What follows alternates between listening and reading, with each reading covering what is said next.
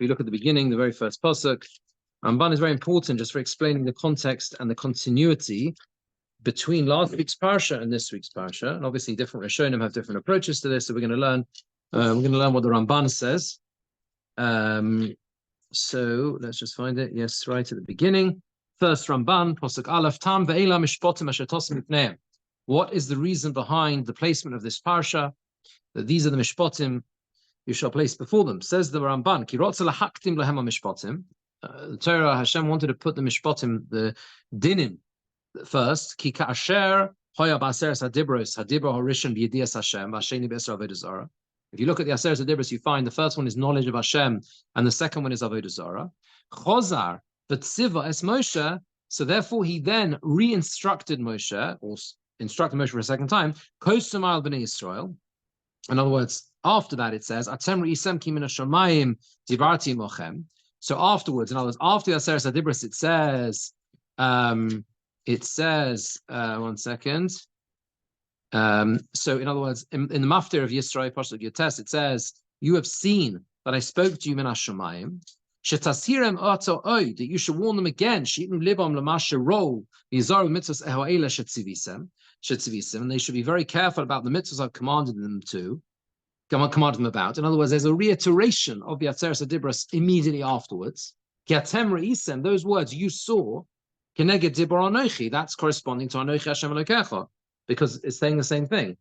You've seen that I spoke to you min hashamayim. That's the same as saying Anochi Hashem Elokecha, right? I spoke. So there's a reiteration of that. And v'lo sasun itzi. If you look at the next pasuk Chaf, it says the last week's parsha, lo sasun itzi, you shall not make with me Eloi Chesed Ve'ezov. That's obviously corresponding to the second of the Aseres HaDibros, right? The second one, lahashlim inyan avodah zarah, to complete the subject of Avodah Zarah. Ve'ela mishpatim keneged lo sachmoid. And now ve'ela mishpatim, fascinatingly, goes to the end. So there's a reiteration of the first two of the Aseres HaDibros, Anochi Hashem Elokecha and Lo Yilecha, right? And that's Kimin Hashamayim Dibartim, I spoke to you from heaven, and you shall not make gods of silver or gold, right? And then ve'ela mishpatim corresponds to Lo Sachmoid. Why? This is the key bit. If a person doesn't know the rules, doesn't know the laws of what it means to be responsible for a house or a field or your field or someone else's field or whatever it is, or shar hamomon and other monetary matters, Yachshav, he will think, Shehu Shalom, think it's his own. And he will desire it and take it from himself. Therefore, Omar, it says, Tosim lifneim, you shall place before them mishpatim yesharim, straight judgments, rules that are yoshar yanhigo son beineim, that will yanhigo son, they should conduct themselves with them beineim, amongst them, and therefore they won't desire that which is not theirs min hadin, right? They will only want those things that they're legally entitled to. So it says in the Medrash Rabbah, everything in the Torah is dependent on justice. Therefore, these laws are placed, the dinim are placed after the Aseres HaDibros.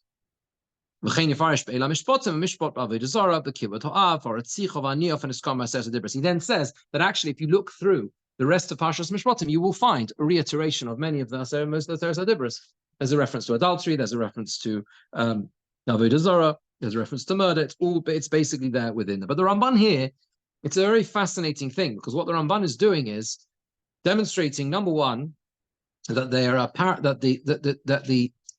what transpires is that after the Aseres HaDibros, there is a broadening out and an explanation and more detail given to the Aseres HaDibros themselves, but also that there seems to be an emphasis on three of them, particularly. There's immediately the parsha, which is immediately the end of Parshas Yisrael, is Anochi Hashem Elokecha and Lo Yilecha. And then Mishpatim is basically Lo Sachmoid. So the Ramban doesn't explain why. It doesn't explain why we would focus so much on Lo Sachmoid, unless you say, as others develop this idea. We spoke about it a bit last week. The idea of Lo Sachmoid is an all-encompassing concept. The conceptual idea of Lo Sachmoid, right, is to understand it's very, very closely connected to belief itself. because belief in Hashem and that Hashem has a plan and Hashem runs the world leads a person to internalize and understand that Hashem gives everyone what they need at their particular time in life and stay whatever it is and who they are and that person, everything else, and the responsibilities that goes with what they have, etc., etc. You understand? And therefore, Lo Sachman is an all-encompassing mitzvah.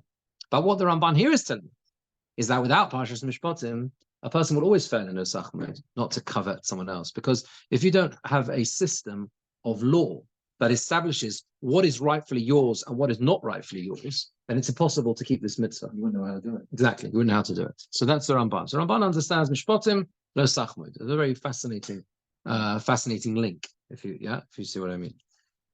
Okay, we'll leave the rest of this Ramban, and then we will go to, one second, the next pasuk. The next pasuk about the Eved Ivri. Why is it, and again, and a question that's asked by the Rishonim, many different ways. Why is it that the parsha begins with the halachas of Eved Ivri, a Jewish servant? Ki sikna Eved Ivri. Pasuk base. Hischel mishpat orishon be'Eved Ivri. The first mishpat, the first of these mishpatim, is the Eved Ivri. Because in sending away the Eved in the 7th year, there is Zeichel Yitzias Mitzrayim and Niska B'Dibur Orishon. Again, a parallel to the first of the Aseres HaDibros. In the first of the Aseres HaDibros, we mention Zeichel Yitzias Mitzrayim, right? As we mentioned, HaKadosh Baruch Hu says, Anoich Shagash Eretz Sicha Me'eretz Mitzrayim. It took you out of Eretz Mitzrayim. And that is the same idea and the concept that's brought out in Eved Ivri. Eved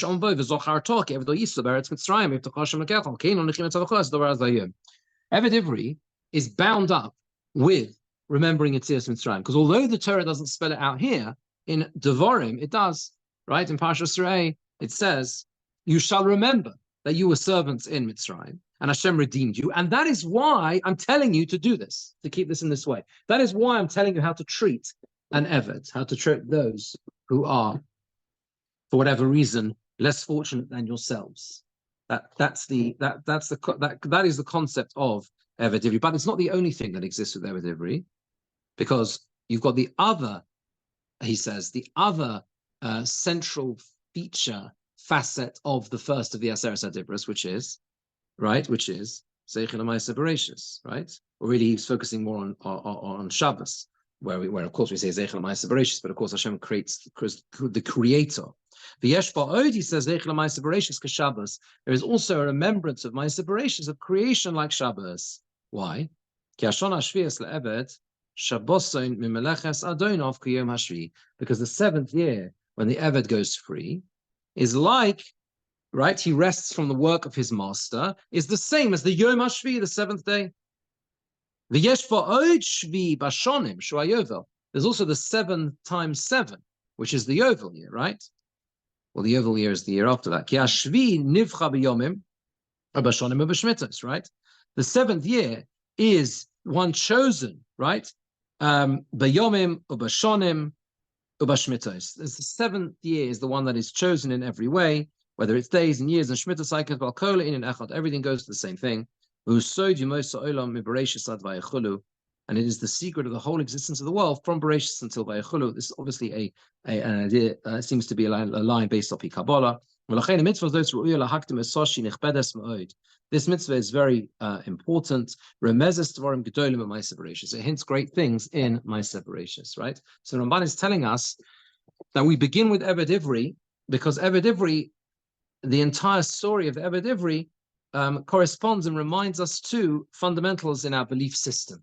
The fact that Hashem created the world, Ma'aseh Bereshis, that's the concept of 7, completion in 7, freedom in 7.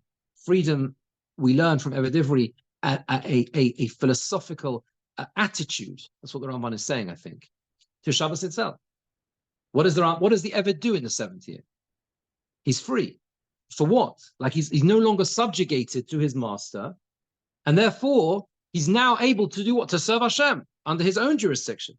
And that's the problem with the Eved Ivri saying, as the Torah tells us, Ahavti es Adoni es ishti v'esmonai. Because what is the Eved saying? I'm happy here. It's all good here. What do you mean it's all good here? If you're saying it's all good there, then you've missed the whole point. You missed the whole point. You're not supposed to, it's not good. It's not good. That's not how you're supposed to live. You're not supposed to live a life of enslavement to this world. You're supposed to live a life of freedom, right? That you can achieve things. And therefore, that's why the Evidence is so central. And of course, also the idea of Zeichel Letzias Mitzrayim, because from that we learn how to treat others. And that is also the second idea. Okay, so we're going to go quite further forward in the parasha now. Parachof Beis Posuk Lama. There are many different, obviously, explanations of the Ramban through the parasha of Mishpatim. I think quite a few of them are very involved in the dinim themselves and intricacies of all the halachas and Mishpatim and Bava Kama and Bava Metzia. So if we look at Parachof Beis Posuk Lamed, Ramban the Anshe Kodesh Tirni. So after the Mishpatim, it says there's an introductory phrase. Va'anshe Kodesh Tirni, uvosor basar treifel esechelu.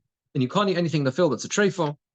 You have to cast it to the dog. So a treifel is something which is unlike an avelo. An avelo is something which is not shechted properly. A treifel is an animal that is we're not allowed to eat, even though you may shecht it properly, because it can't survive for a certain period of time. It's literally torn. It's an animal which is not viable for whatever reason, and that's why you can't eat it. What the Ramban picks up on is, why does here the Torah say you shall be people of holiness? Isn't everything about holiness? What everything that's gone before is not about being holy? All the mishpatim. You would expect the Torah to say, "Ve'ela mishpatim shtosim lifneim," right? Anshe kodesh tirni, be holy. Why is it there a shift now to use this word anshe kodesh? That's Ramban's question. Tama Kosav Azeh says the reason for this pasuk up till now it mentions the mishpatim and warns about things that are wrong, unpleasant. When it now comes to tell us about forbidden foods, it begins and it says, you shall be people of holiness, right?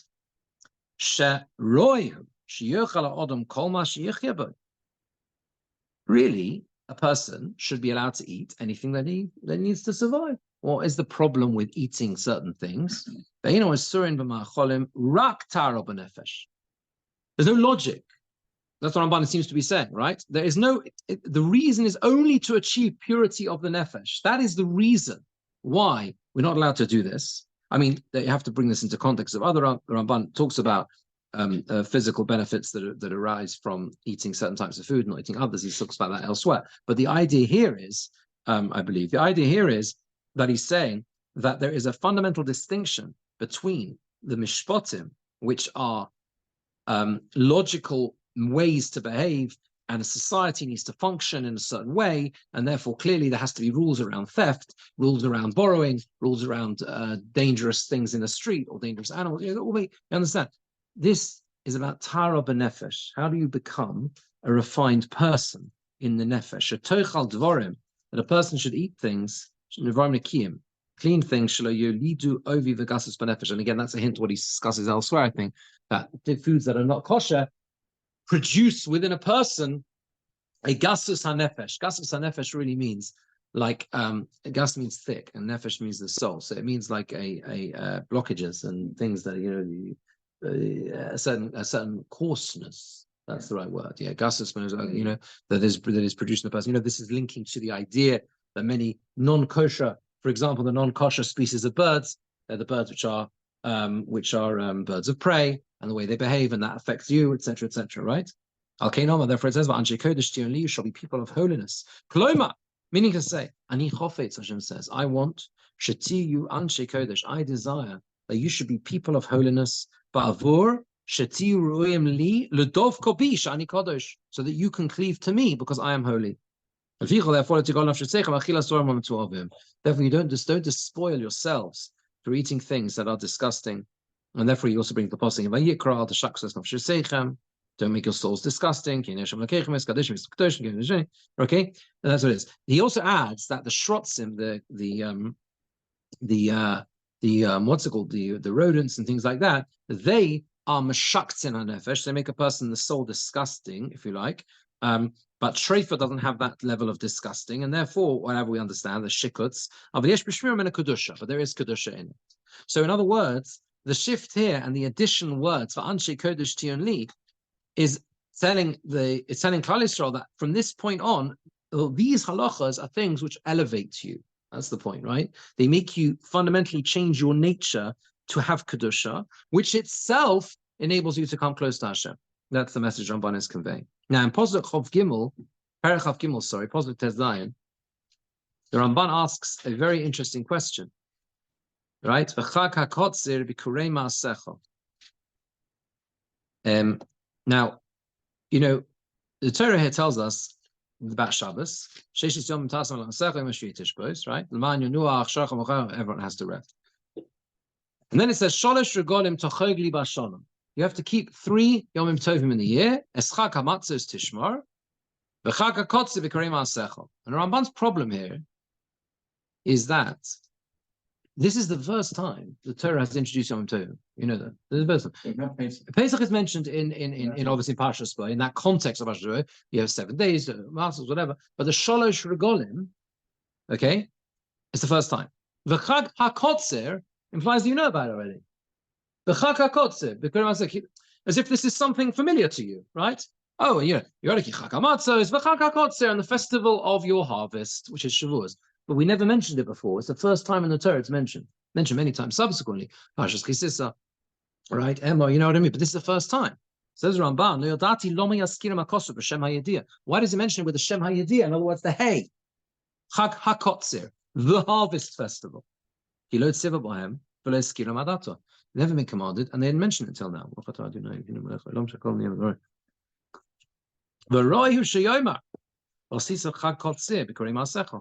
It should have said, you make a harvest festival. You shall make a harvest festival where the Bikurim, the first fruits, your labor. We find a similar phraseology in Parshas Re'eh, right? It doesn't say the. It just says, this is it. There will be a festival, right? And he says, we'll lie, perhaps, because it says 3 festivals you shall celebrate for me during the year. Upiresh explains as Chag HaMatzos Tishmar b'Chodesh HaAviv.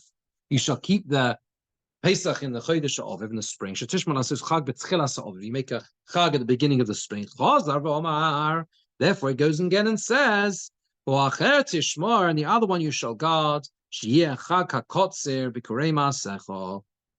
That it shall be the festival of harvest, b'Kurei Ma'asecha, the first fruits of your labor. So therefore, that's why in the context of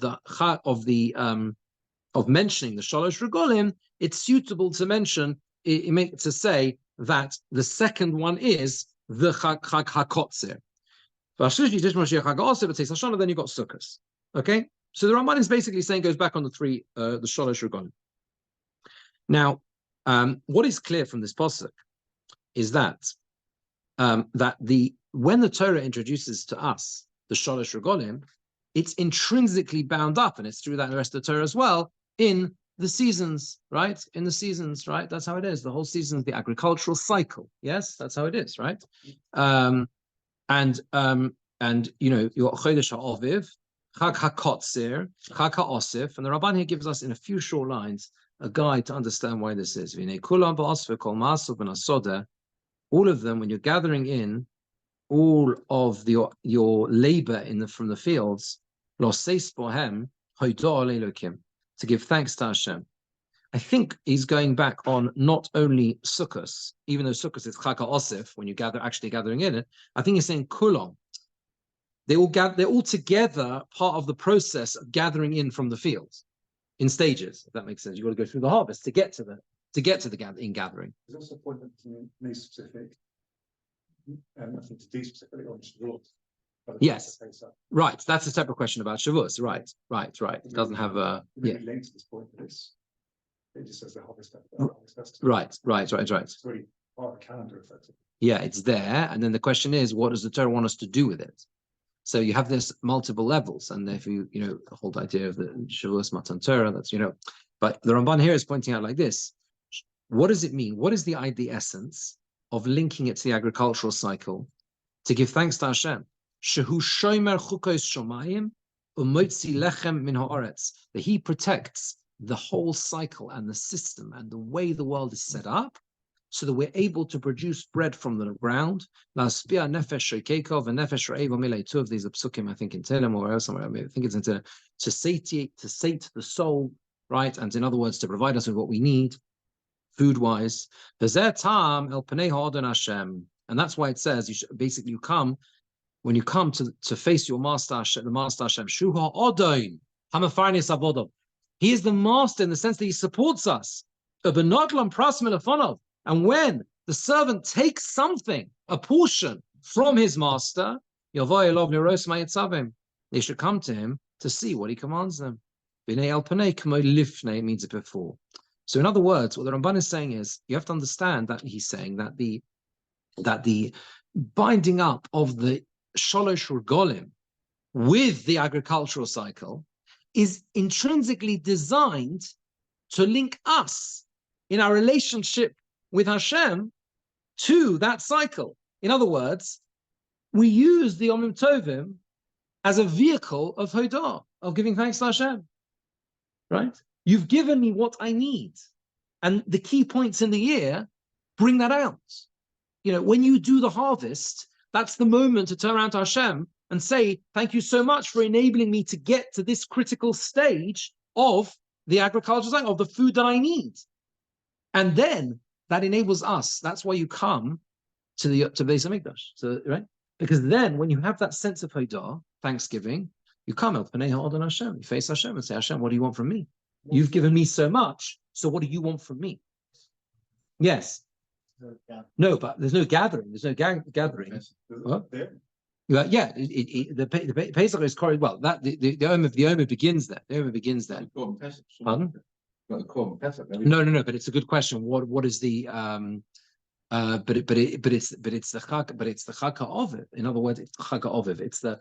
That's the mention of Oviv, because the Pesach is the spring, is when things grow. So the growth of the right. Yes, you've sown the seeds earlier in the year, right? But Pesach, what is Pesach, right? It's the beginning of the flowering of the Jewish people as a nation, and they're coming out of Mitzrayim, and therefore ties in so profoundly with the way the world begins to spring to life. And that's your basic link in terms of agriculturally, right? Agriculturally, it's a fair question in the sense that it's different to the other two, in the sense that there's an active.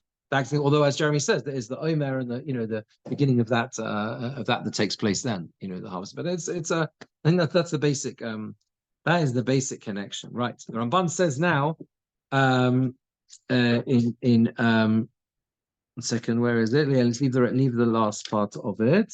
Chof Gimel Chof. Chof Gimel Chof. It says Perek Chof Gimel Pasuk Chof. V'shalachti lefon. Sorry, now we won't have time to see all of this inside, but the Ramban has a basic question here. That if you look, I'll just summarize the question. If you look in Parashas Kisisa, you will find that Moshe Rabbeinu pleads with Hashem and says, "We only want you." Right? If you don't go in front of us, don't take us out of here. Right? And that's what he says. I only want you to go to lead us, Hashem. Moshe Rabbeinu says to Hashem. And HaKadosh Baruch Hu answers and says, and that which you're saying, I will do. I will do that. Right? So how is it that here the Torah says and informs them there will come a time, I'm sending a malach. It didn't actually happen. Moshe Rabbeinu's tefillah and kisisa was answered. Hashem says, I'm going to send a malach. I'm going to send an angel to lead you. Moshe davens not to be the case. And Hashem says, okay. So where is the prophecy here fulfilled? And the answer the Ramban says is that it was fulfilled, but not during Moshe Rabbeinu's time. So v'niflinu ani v'amcha, I and your people will be separated. And as Moshe Rabbeinu finds favor in the eyes of all these psukim in Parshas Kisisa, that refers to Moshe Rabbeinu's lifetime. But afterwards, he says, with this you understand the whole beginning of Sefer Yehoshua. If you look at the beginning of Sefer Yehoshua, what does it say? There's a whole encounter with the Malach. Brings all the psukim. You don't have time to see inside.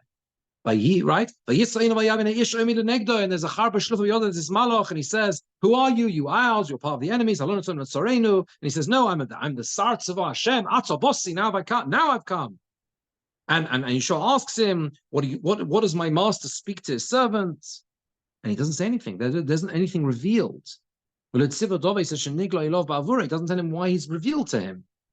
Right? He just tells him to remove his shoe from his feet. But he doesn't explain why he's come. There's a whole discussion in the Gemara Megillah as to what that was, that whole dialogue. But he doesn't actually say why he's come.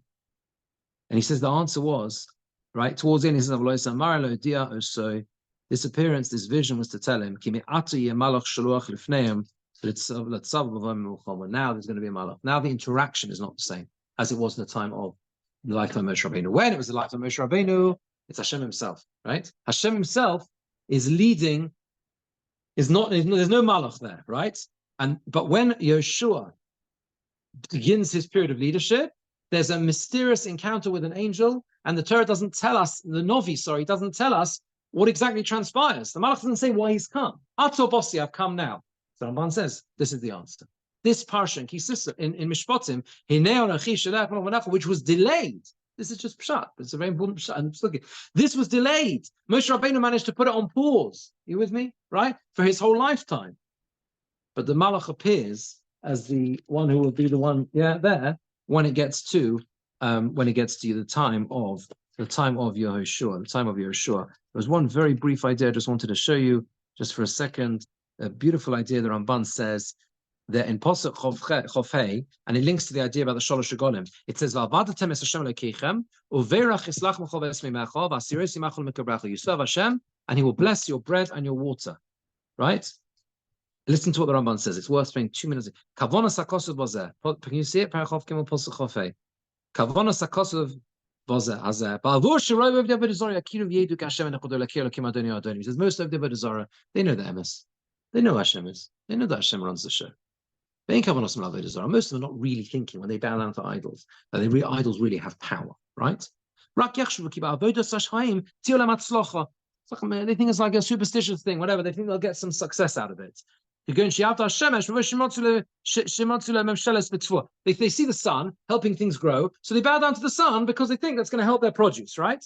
Mayona is like the moon's influence over the tides and the well springs underground and things like that, right? How much more do they think they're going to get more good benefit through serving malachim, angels, because they honor and serve Hashem himself. There's a lot, we haven't time to talk about it in detail. There's a lot in this, there's a huge amount in this, even contemporary times.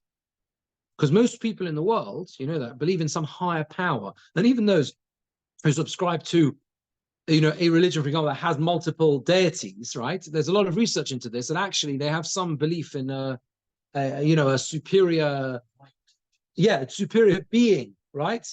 Not just, right? Yeah, exactly, right? So what is the Torah saying here? Hashem will bless your bless your bread. Bless your bread.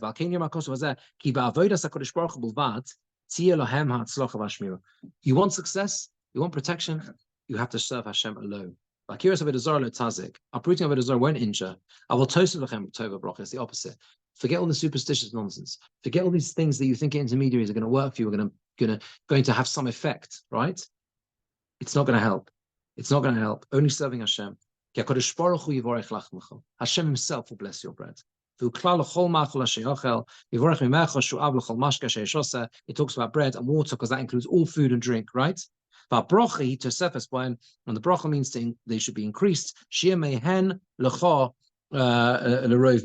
That from them will be a huge abundance for you. So what the Ramban is saying is, when it says you shall serve Hashem Elokeichem, and He will bring that bracha to you. In other words, don't think that the key and the way to obtain the specific blessings that you want, the material sustenance and well-being and everything else that you want is through some other direction, right? It's not. It's just about serving Hashem. Hashem is direct. There's no need for anything in between, any intermediaries. So it's a direct critique against those who may believe in Hashem, but think they need to do all sorts of other things to get there. That makes sense, right? Is that Moshe's fundamental objection to having a mouth? Very interesting. Is that the reason he says it has to be you alone? I've got to say, Yes, yes.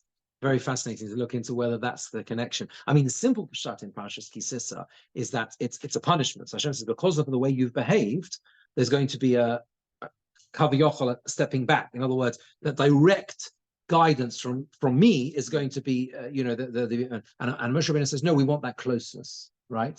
The niflinu aniva amchol. I and your people will be distinguished from everyone else through your personal guidance. Through your personal guidance, yeah. So this is the anyway. Okay, yeah. Very good. All right, Shkoyach for coming. Have a very good Shabbos and a good Chodesh. Shabbos. Okay, thanks a lot. Take care. Good Shabbos. Good Shabbos, Rabbi Birnbaum. Good Shabbos. Pleasure. Good Shabbos, Chaim. Good Shabbos. Thank Take you. care, Take care. Good Shabbos. Thank you. Shabbos.